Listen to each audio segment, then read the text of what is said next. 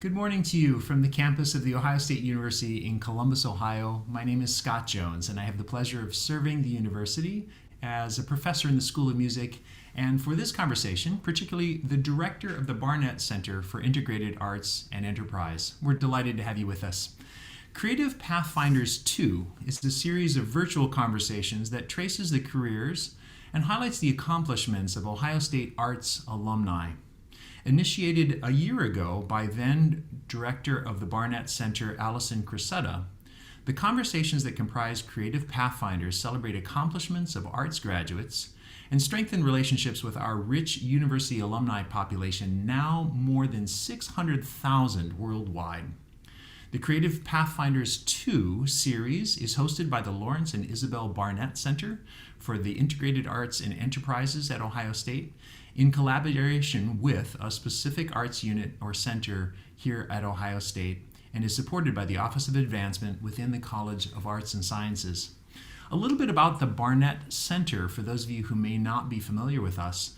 The Lawrence and Isabel Barnett Center for Integrated Arts and Enterprise was created from a generous gift from the Barnett family. The center educates and prepares students for successful careers in arts and related entrepreneurial fields, while advancing and increasing student understanding of arts, arts management, policy, and culture through entrepreneurial thought and action.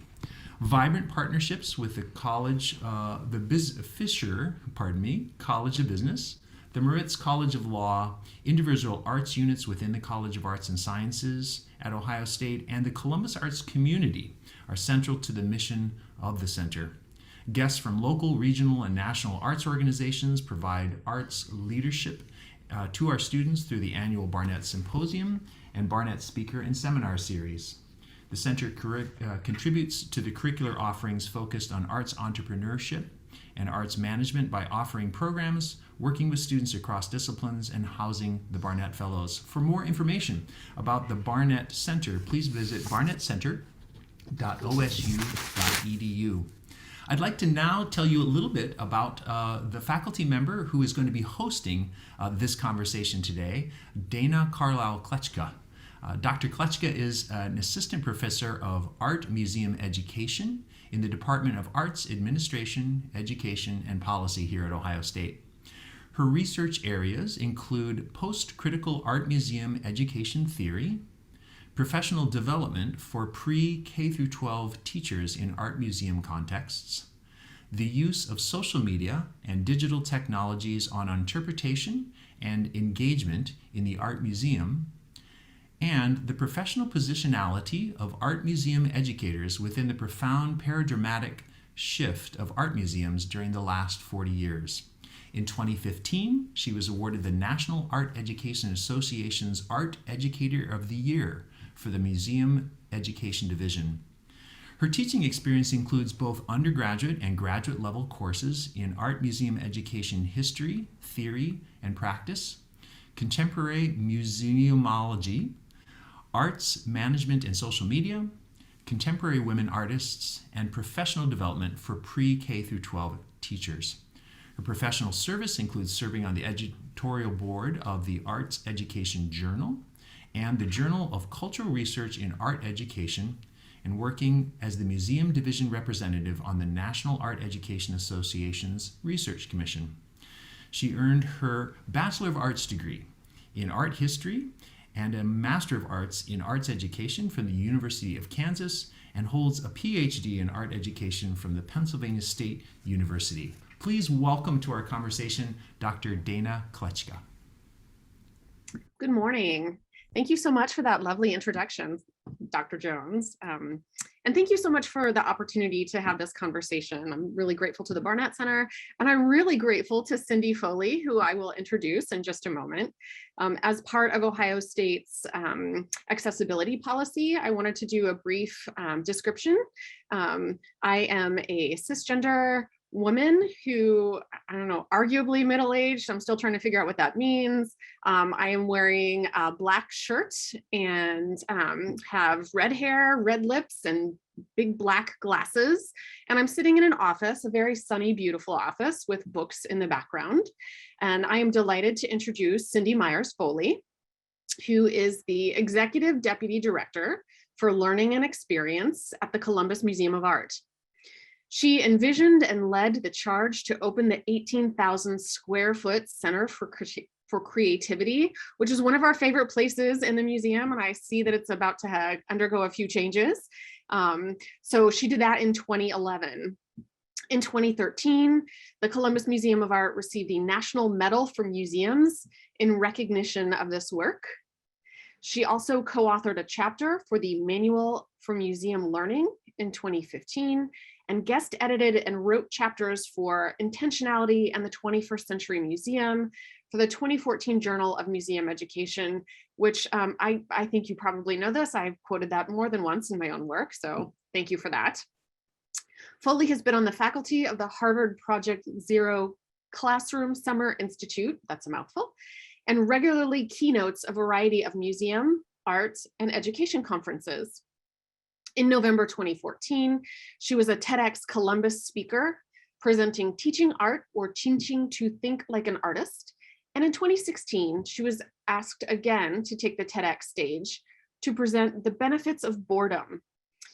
She received the 2018 Ohio Distinguished Educator for Art Education Award, and Cindy graduated from the Department of Arts Administration, Education, and Policy in 1997. And I will say that the department is probably very different than it was when you were here. However, I am so excited to talk to you for a couple of different reasons, but one of them is that I'm currently the director of the Museum Education and Administration Specialization, and we have made it an important part of our work here in AAEP to establish and maintain critical connections, I think, between the Columbus Museum of Art and the Wexner Center for the Arts and the broader arts community here. But I did want to talk to you a little bit about the things that you and I are cooking up, because in fact, those connections are one of the reasons that I came to Columbus and I brought my work here. So I want to sort of give it over to you, Cindy, and I wondered if you might talk with us a little bit about what you do at the Columbus Museum of Art as the Executive Deputy Director for Learning and Experience. And the reason that I ask you that is that I did work similar to yours, but not exactly like yours, for some time. And a lot of people are very aware of what maybe a director does or a curator does at a museum, but they're not quite as aware of what it means to work in learning or engagement. So I wondered if you would tell us a little bit about that part of your work and what you do every day. I'd love to. Thank you, Dana. Thank you, Dr. Jones. Thank you to OSU. This is a total delight to be here. I think the best place to start is to say that my current position has grown since I joined the museum 16 years ago. So my current role oversees three major divisions: learning, experience, and engagement. And I think unraveling those a little bit might be helpful. Learning is what we typically think of when we think of art museums. It's folks who deal with our K-12 community, who manage university, preschool, our studio programs, our community engagement. That's a big umbrella of the learning team. But I also oversee, and this isn't typical maybe in all museums, but I feel like this is a direction that we're starting hopefully to see, whereas I oversee two other divisions. One of them is engagement.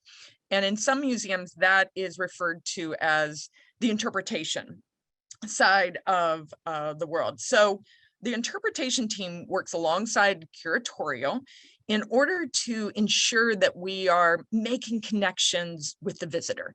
And so they do most of the planning right alongside for all exhibitions, special collections, and for us, the Center for Creativity. But then there's another group that I also oversee, which I'd love to see more shifts in this direction as well. I oversee the experience team.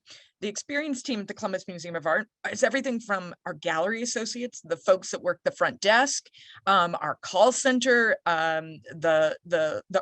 even our loading dock.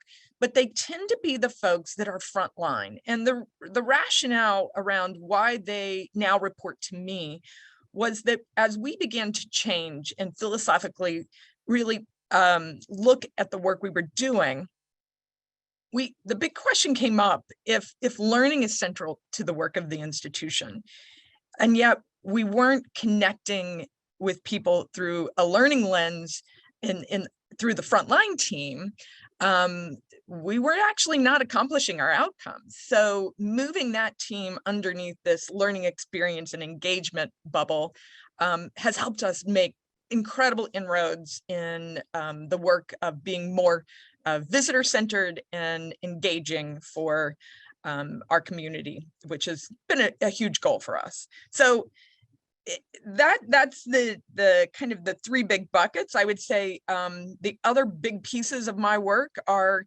I play a huge role in vision setting for the institution. I do a lot of work with grant writing and direction around how we fund this work. And then the final piece is I do quite a bit of public speaking, in particular after we opened the Center for Creativity, and that was a big pivot point for us as an institution. Folks became really, really curious about that work. So that's a little bit of what I oversee in the work that I do. All right, so you've been in the field for a little bit now, and I wondered if you could talk to us a little bit about some of the major changes that you've seen in the field. I think right now we've gone through this, enormous process of taking, sort of think it in my mind as a great pause, right? We had a moment to stop, and while on one hand we were scrambling to figure out what we do now, there was also this moment, I think, that we perhaps were able to take and say, okay, so these are the things that have been serving us well, and then there are some things that maybe are not serving us at all anymore. And maybe it was a moment to take stock in our work and make some changes. And so in addition to, I would say, COVID and pandemic and the way that that has changed our work, are there other things that you are notable that you can think of that have changed in the kind of work that we do as a field? Absolutely. I'll start with one particular direction that CMA is taking, that probably the seed of it was planted prior to COVID, but boy, did it become really clear how desperate it was needed. And it's a project we're now calling Museum in Progress. We had an incredible exhibition up about the Harlem Renaissance before COVID. And this exhibition really got us thinking about these pivotal moments in our history in which I think, the radical imagination changed the world as we know it. And we were having conversations with community partners and leaders about, how that moment was mirroring what we were experiencing in our current time. And Trifa B. Lindsay, who is I think has been connected to OSU, but she's an incredible thinker, was working with us. And we were talking to her about some of the challenges, the heavy challenges museums face today, in everything from colonialism to, the ways we've promoted, sexist and really challenging narratives, and how we wanted to do better. And she gave us this phrase, well, as long as you realize you're a museum in progress. And that moment was really clear to us that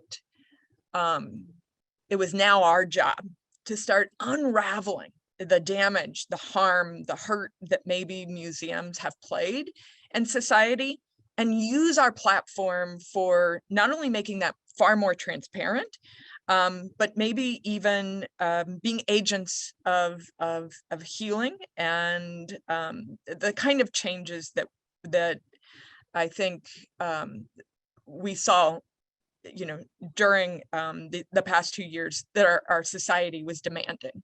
So Museum in Progress is actually, it's a philosophy that we're now realizing manifests in a lot of different ways. But one of the ways you'll see it is actually labels that we have around the museum, in which you may encounter a work where we will title it Museum in Progress. And the goal of that label is to tell you the complexity of the issue from the point of view of the museum, and the fact that we are not exactly sure what direction this should go, that we're grappling with it, that we're being transparent with our visitors now around, whether a Benin bronze, should this object go back to West Africa? And we're then inviting our audiences to, think about those complex ideas with us and participate in a dialogue, because they aren't easy, they're quite complex. But for us to hide those, I think, does a disservice to the harm that's come before. So that's just one example of I think, these changes that are happening in the field and are aligned with the moment in time we exist in. Yeah, and this wasn't one of the questions that we talked about, but it makes me think a little bit about the African work that you had up, and it just came down recently, and how there were things in that gallery that were unlike anything that I had.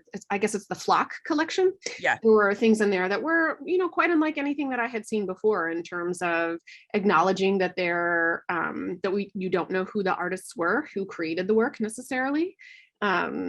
That there are things about the work that it's hard to show or demonstrate, that they're part of a much larger context, and all you have is this sort of physical thing that's there at the moment. And it was a really interesting way of putting it out there, but also I think it showed a bit of vulnerability on the part of the museum, which is honest, in terms of, people rely on museums to be truth tellers, and that truth for a long time has been determined by a pretty small group of people. And I think you're part of a larger movement toward acknowledging that truth is myriad and involves an awful lot of people, and not just people who work at the museum.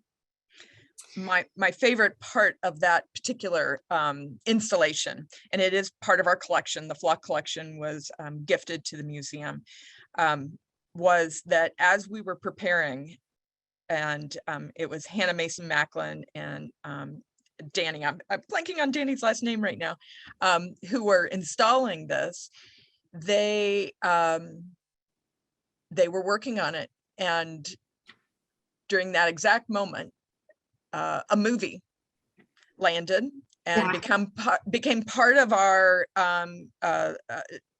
ongoing dialogue, and that was Black Panther. Mm-hmm. And in particular, the scene in Black Panther where Killmonger is confronting a museum curator about this object, and she is how do I say it, curator explaining it to him, but he knows this object as an object from his own culture, his own belief system, but then he poignantly questions, I'm sure you got this through legitimate means, knowing good and well she didn't. And then he goes on to, of course, kill her, and then the movie goes on a different direction. But for it to be part of the psyche at that moment, where people were questioning, how do these objects become part of collections, and who really owns that knowledge and information? So what we did is we had an image of Black Panther, and we let folks dialogue about the complexities of these issues. And So I think we have to be in touch with the conversations that are happening currently. I do want to slide right in there. Danny Marcus, is that who you were Yes, talking thank about? you. Yes, yeah. Let me make sure. I love Danny. Yeah, I can't believe put I that in forgot there. his name. Yeah. All right, so I want to shift a little bit to our department because we do work together, and we are, of course, highlighting perhaps some of the experiences that you had here in our department that have perhaps been influential to your work. Is there a situation or two where you can think back and say, you know, that really made a mark on the work that I do now? And, you know, was it a class, or was it a professor, or maybe an assignment that you did that you found particularly useful for the work that you do today? So I'm going to take this in a slightly different direction. And of course, your students will love this. You'll love this. I think what graduate student school and being a graduate student did more than anything else, especially at OSU, is it taught me to have a voice. And I'm going to give you a little story. At the time, Terry Barrett was at OSU. And there was some incredible work going on. The development of DBAE, discipline-based art education, was launching nationally. Terry was playing a big role in that. There was a lot of support and energy. And so as I came in as a graduate student, I was quickly indoctrinated to the DBAE world. But I think it's important to realize you aren't just the professor that you have at that moment, right? That you're a combination of all these thinkers that have come before, and you're also starting to piece this all together in your own mind. And I was a student of George Sekeli. George Sekeli is at the University of Kentucky. He was an incredible mentor to me. And I started to really grapple with what Sekeli had taught me about play-based art education and what I was hearing about discipline-based art education. And I could find value in both, but I was having to sort out where did I fit in those paradigms, because they didn't align. Discipline-based took you down a route which was very important in that moment, which was, how do we test? How do we make this art education a legitimate part of schooling? Especially as we're moving toward a testing culture. How do we not have it eliminated, right? And so you understood the desire and route that DBA was taking. But I was brought up on this philosophy that play is the most important aspect of our creative mind and our ability to think like artists, right? So I learned to push back. I learned to question my professors. I learned to develop my own philosophy. And I honestly, I think that's the most important takeaway from my time at OSU. I will say something else that Dana, and I'm going to give you credit because I think this is really, really important. I was very fortunate, and not all my colleagues got to do this at the time. I was fortunate that I was a graduate student at the Wexner Center for the Arts during that moment. So I was able to grapple with theory and practice in real time. And by working at the Wexner Center, one of my passions at that time was film. And I was studying with Ron Green, and Bill Horgan was on my thesis committee. And I decided that the Wexner Center needed a film education program. And I found a mix and a direction from film studies that would influence my thinking. And of course, it seemed really, way over here in left field, but it was the way Ron Green had people analyze film that taught me the value of thinking routines and how important sometimes looking at art could be in relationship to our bigger understanding of the world and and our humanity, right? And so that's something that I got from that particular praxis moment, I'd say. Excellent. I will mention that there are still opportunities for graduate students to be at the Wexner Center. And you and I are busily working on ways for people to be more involved in the Columbus Museum of Art. Not that they haven't been, but we're envisioning new paths together. Absolutely. So I also, this touches on a little bit another question that I had, which is that you and I have met a lot. One of the current projects that we're working on together-ish is at the Pizzuti collection of the Columbus Museum of Art, which is about a mile north of my building here on the Ohio State campus. We have been using that as a learning lab for one of the classes in the specialization. And the title is Teaching and Learning in the Art Museum. And one of the amazing things about that situation is that the CMA and you and your colleagues have essentially given us, free reign of this building. We meet there for class. We use the galleries every single, moment that we're in there. We spend a lot of time with Nina Cacciadorian lately. And the other the exhibition that's on the third floor. Amazing. Yes, amazing. I am so excited about both of them. So, when we talk about questioning strategies, or we talk about, sustained looking or anything like that, we can just go upstairs and try it out. And it's such a wonderful way of not only learning about theory and learning, about what other people have been doing before, but also going in and engaging in real time. And that's the part about graduate school that's such a luxury. We spend the time together, we spend the time looking, we spend the time talking. And for me, that is a really important part of any program like ours. One thing that I did want to mention is that the program here, the specialization, is one of only maybe 5 programs in the United States where museum education is embedded within an art education program. And one of the reasons I'm really honored to be in this program is because of the proximity to places like the Columbus Museum of Art and the Wexner Center, but also because they're vastly different institutions, right? So students who are in this program have a chance to experience a lot of different kinds of institutional realities. And this Pizzuti collection, which is a building that was renovated by the Pizzuti family, and there's a collection of artwork in there that doesn't necessarily belong to the CMA, but it's something that they share with us for now. The fact that it's close and the fact that it's sort of smaller, it's a great sort of lab for us. It's a good learning lab. But one of the things that I think is really interesting about it is that it sort of embodies that partnership or that way of being that you and I have talked about a lot, which is this,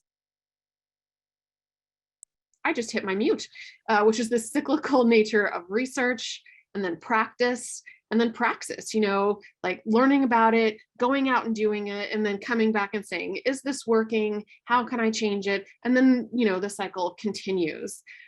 So as part of this partnership, how do you hope that it will affect the field and learning and public practice? How do you hope our students will go out and be in this field in the future?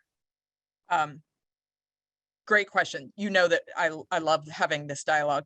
I'll tell you that when I graduated in '97, there wasn't, probably similar for you, Dana, there wasn't necessarily museum education degrees. I in both situations kind of did a hybrid.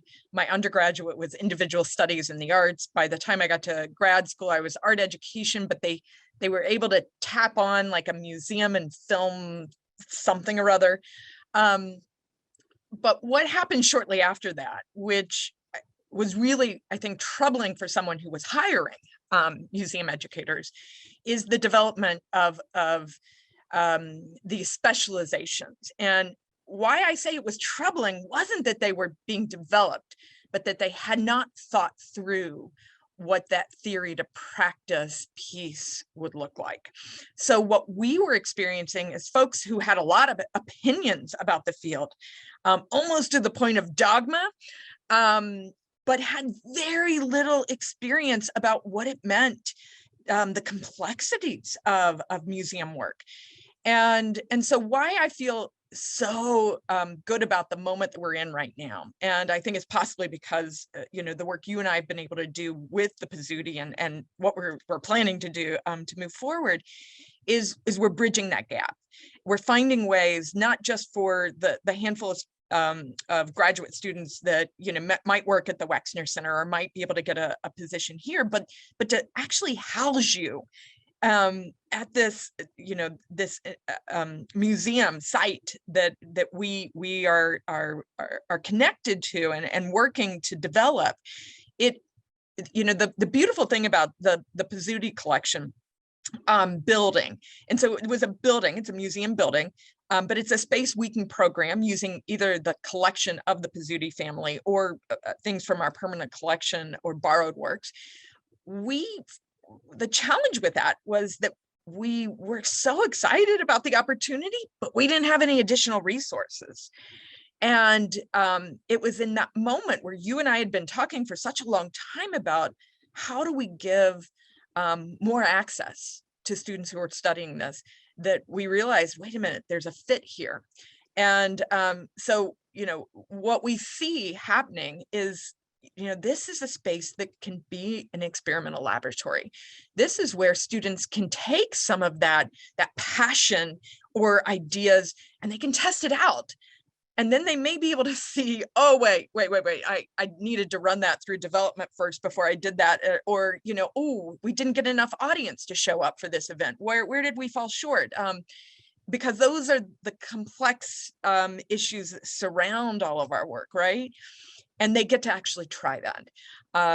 And so this is probably the trajectory that we want to continue to develop, especially with Ohio State as we move forward. So I've been thinking, as you were talking about the way that the field has changed. I actually was I got my MA almost at the same time. It was in 1998. Again, Rock Chalk, KU. And it was a different field. Back then, I remember being very concerned about students leaving with a set of, I was ensconced in DBAE, which I loved for a lot of reasons. It made me learn a lot of things that I wouldn't have otherwise learned. And it was a very museum focused way of thinking about art education. Original works of art were really important. Discussions were really important. Critiquing was really important. And so while I really loved that, I also realized during my time as a professional, as the curator of education at the Palmer Museum of Art at Penn State, that there were things that I had not considered in terms of the way that you have a dialogue with people, the way that whatever is going on in their own lives comes back to inform what they're looking at, who they're with informs how they're feeling that day. Am I here with my sister who's annoying me? Am I here with my class? So there are all these different contexts that inform someone's experience in the museum. And so part of that change, I think, in our field has really been thinking about the realities of not just our communities, but sort of a broader global realities, and the work that museums can be doing to both address them and make them better. And this has kind of been, I think, a back and forth conversation about museums, art museums in particular. Can these places with, colonialist roots engage in work that is generative and equitable and acknowledges the realities of the world that we're living in? And my own opinion is that we can't not do that. This is we're at a point where it's impossible and inadvisable to ignore, again, the complexities of the world. And one of the things that the graduate students in our department are encouraged to think about a lot is these, sort of broader discourses, social discourses, economic discourses that are going on, and the role that they play as educators and as people in making the world a different place. which sort of sounds highfalutin, but I mean, it's certainly different again than what it was when I graduated, because I just learned to tell people about art. Right. And that's not how the world works anymore. So that's one big change that I've seen. And a lot of people are sort of wrestling with what that means for institutions, but also what that means for individuals, and how we can be agents of change.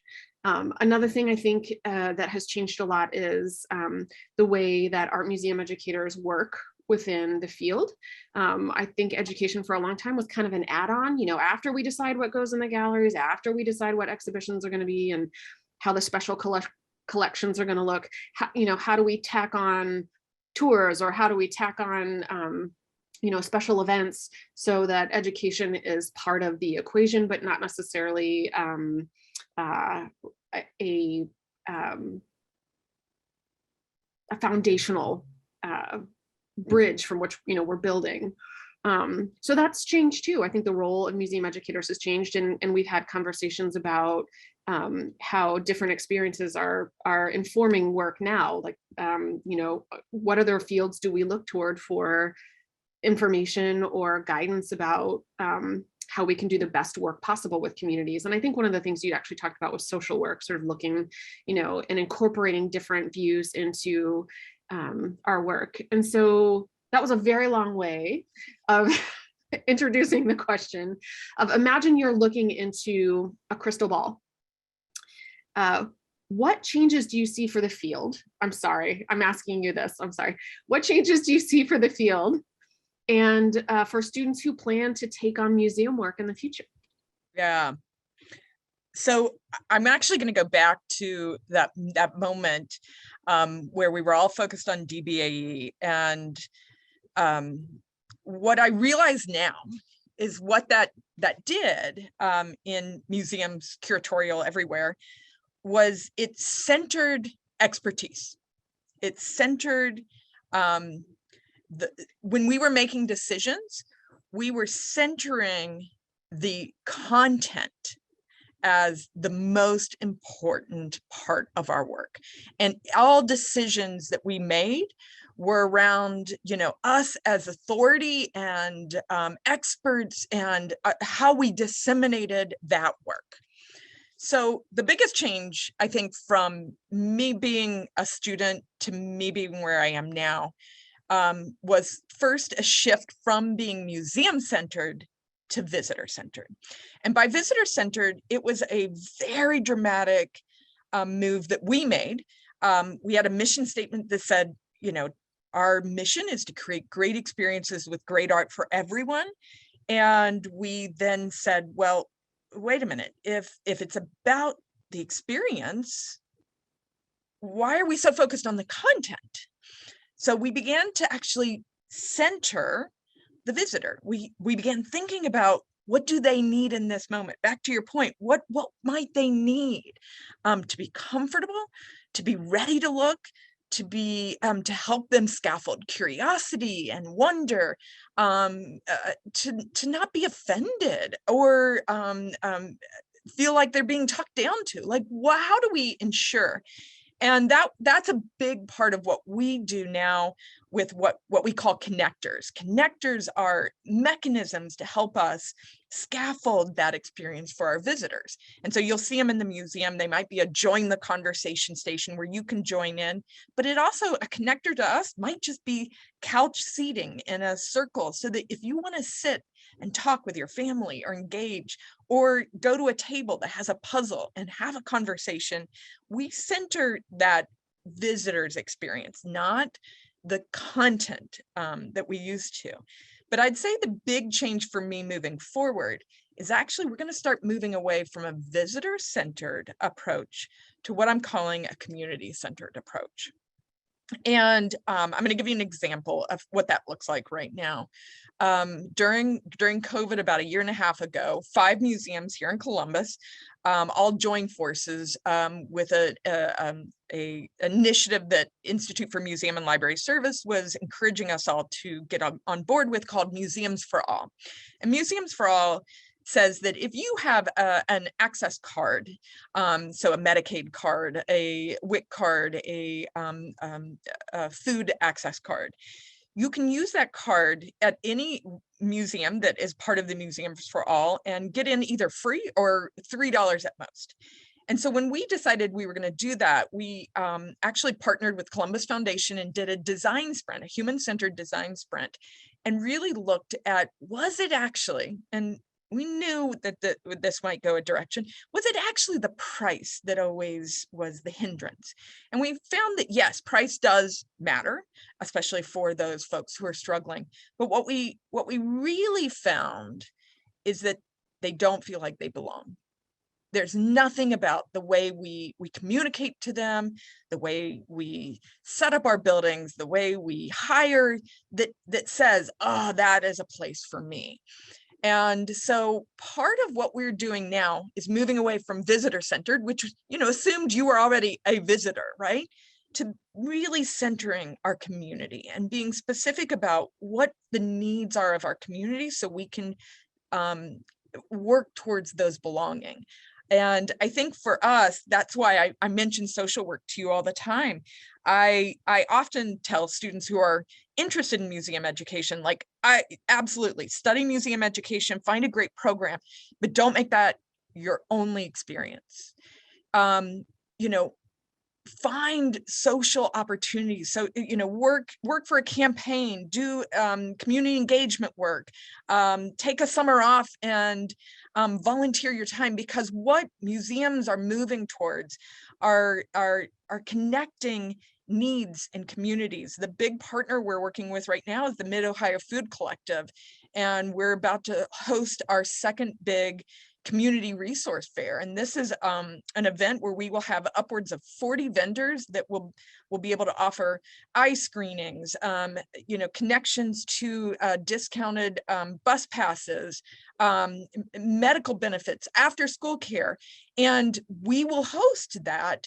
And then we will also be able to present them with the Museum for All card, which is a membership card to the 5 institutions. But first they have to trust us. Pardon me. And the trust actually comes from the fact they trust Mid-Ohio Food Collective or CareSource or Motherful or any of these other organizations. And our work is now to align with those community resources. So that's a huge shift in the field. I would say the other big one is what you also brought up. I think what we're going to start seeing more and more of are the lines between curatorial and education are continuing to blur. When I talked about Danny and Hannah, my colleagues, Danny's now working at the Wexner Center, but Hannah still works with me. She's in engagement, he was in curatorial, and the two of them worked together from the beginning on that installation of West African work. And neither one of them were content experts, but what they were is deeply curious together. And they wanted to find ways to push each other to more deeply question, how do we think? What are the outcomes that we have for people seeing this work? And I believe that we're going to still need people who have expertise to some degree, but it's actually our ability to work together, especially the more diverse our perspectives are, the more you know, our experiences are very different, that we will create better experiences for our visitors. So I'm pretty excited about what you know, this flattening between learning and curatorial. So now I've got all sorts of questions, but I did want to say I actually, with the community centered, I've actually used your museum in a sort of paradigm shift from object centered to visitor centered to socially responsive. So it's the exact same thing, thinking about the world, and I love this initiative to provide certain services, you know, at the museum, and make it a place where it's like a third space, right? You've got home, you've got work, and then you've got a place to go when you have you know, there's a place where you go to sort of hang out or be comfortable or spend time with friends. I will say that this is the moment in our conversation where we open it up to other questions. We have 3 questions so far. And one of them is just a brief question about whether or not docents are part of the experience team. Where do you work with them?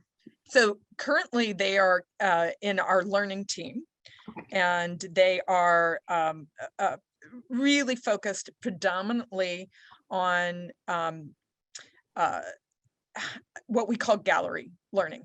And so we often think about the audience as a multitude of touch points.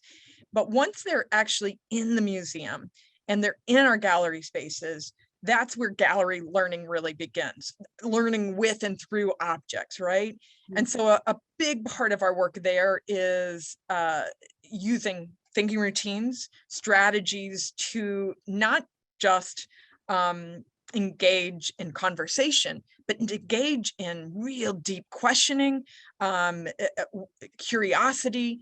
And so our docents, about 120 of them, are deeply trained in these strategies so that they can work alongside. We have a major partnership with Columbus City Schools where all 5th graders come to the museum, but it truly is about how we're working with them to help them think more deeply, critical thinking and creativity in particular.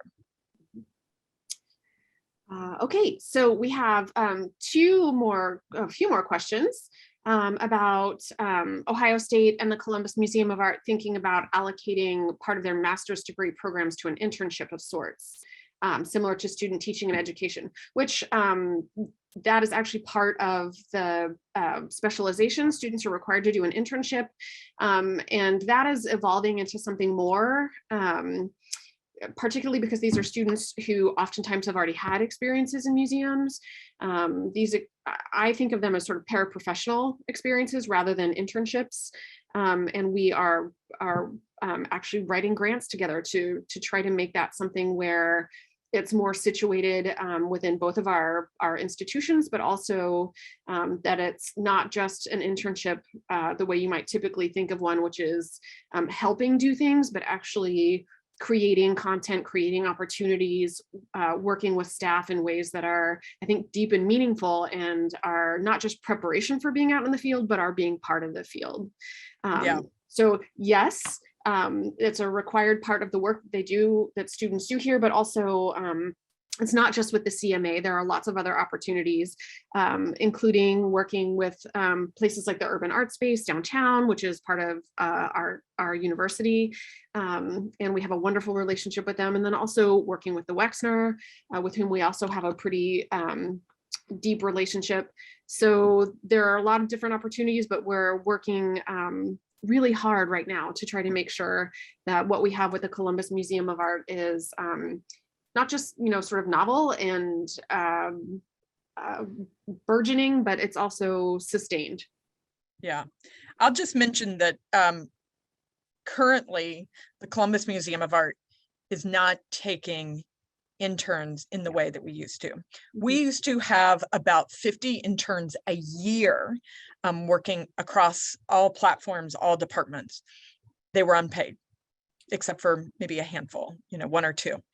And part of our equity work was really questioning that free labor and who can actually take advantage of that. I am a perfect example of, I probably had 4 to 6 internships of sorts between the time I decided to go into this field. And that is a privilege. I had that privilege to do that.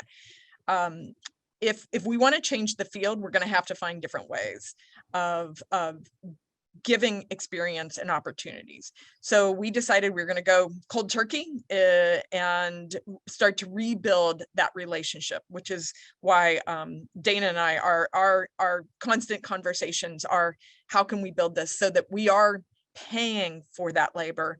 We are also acknowledging what they bring to the institution and finding ways to support students through their learning and their work in museums. Yeah. Okay, so we have another question from actually a faculty member here, Dr. Tiffany Bourgeois. She wondered how technology impacts community-focused work, which is a big question, and I think it's something that's evolving a lot right now. Yeah. It's interesting. I think I have a very particular slant on technology that might be different from other colleagues. And I don't know, my peers coming up behind me may change this dramatically, but one of the challenges I find with technology is we still are letting the technology lead the learning versus the learning being supported by the technology. And museums are a perfect example of this. I think it's because we're a mid-sized museum. We don't have huge endowments. We are not a wealthy institution. Whenever we invest in technology and it bombs on us, which 90% of the time it does, I think I got angrier and angrier. It wasn't meeting the outcomes that I had set for the learning. And so, in this moment of change with the world and the need for technology, one of the things I think we've focused on is not what. So for example, there's a lot of museums that are using technology, and you come in and they're big screens and you can manipulate the screens and you can do all this but you have to have the resources to keep that stuff running. What we decided to do is we're going to use technology, but we're going to keep it to what everybody has in their pocket.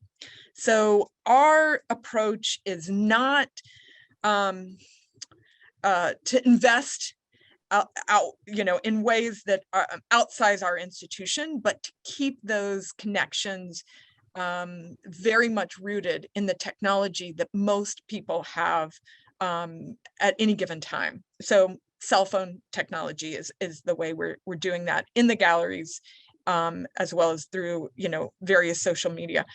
That being said, I have peers that are doing incredible things around technology, but it is a shift in resources that I'm not willing. I still think our best work will be done at the Columbus Museum of Art using our Center for Creativity, our work with embedded research and evaluation, and so we're not yet in the space where we're investing deeply in technology. It's interesting too, there in this moment, particularly with COVID and the fact that so many things went online. I think most of the programming that did go online was simply a digital delivery of things that were already happening. And there's actually a lot of opportunity and a lot of research that people are starting to do about what it means to, what is embodied learning and what is post-human sort of learning that doesn't include your body in the same way that it does if you're in an institution or in a particular location. And so I'll be interested to see how that cyclical nature informs future practice, because it's something that people are really interested in, and students in particular are thinking about right now. And I actually agree with you. There's an awful lot of technology that exists in museums that's sort of sitting there, and it goes out of date very fast. You have to make sure that you have the resources and that people understand how to use it, while you're there. Here we go. And that the staff knows how to, fix anything or troubleshoot anything that goes on. But I think that there is a future, with technology that will be good for, the museums and the community. And it's exciting to me to think about how that might play out. Okay, so we have just a minute or two. I just wanted to acknowledge that there's a guest who is an MBA student who's interested in working in the arts. And if there are any ways that you can recommend getting involved with the business side of CMA or arts in general. And I do have a quick response to that. I have a colleague, Mackenzie Swinehart, at the GCA, the Greater Columbus Arts Council. I have to remember my acronyms. And I had a conversation with her where she talked about the fact that there are a lot of opportunities, as a matter of fact, in terms of development. And so that might be an area that I would suggest looking at in arts agencies across Columbus, but also, of course, there are different museums that have that kind of like development work as part of, their everyday work. And I don't think a lot of people think, when they think about museums, they don't maybe know a lot about development departments, but do you have another answer to that? Yeah, so the other thing I would say is as museums really struggle to come out of the pandemic, we are back and leaning heavily on our earned revenue. Yep. And earned revenue here at CMA is everything from, of course, weddings and corporate events that we host in our spaces. But one of the things we're working on is actually developing an Airbnb property that would be part of the museum's earned revenue strategy. And we're working on a business plan. And so there are fascinating ways for folks with business backgrounds. You always look at CMA job sites, because I would say a good third of our positions, we're looking for folks with some sort of business background. All right. So I am going to turn it back over to Dr. Scott Jones. And thank you again for the opportunity, Cindy, to sit down and chat with you. It's one of my favorite things to do. And I'm really grateful to AAEP and the Barnett Center for their support in facilitating this conversation and making it happen. And then, of course, Dr. Jones, who has also so graciously invited us to be part of a program. And I will, with that, say goodbye and thank you very much for joining us. Thank you both very much for your involvement in this program today. It's been such a delight to witness this conversation. It has my brain teeming with possibilities and new ideas and thoughts, as I'm sure it is similar with those who have watched this broadcast. For those of you who may have friends who weren't able to join us this day, we'll be archiving this video at barnettcenter.osu.edu for people to go back and revisit or to share in the future. So feel free to look for that archive of this conversation at that URL. With that, again, my deep thanks to Dana and Cindy for a really engaging conversation. Thanks to all of you for joining us. Enjoy the remainder of this day and stay close to the arts. Bye now.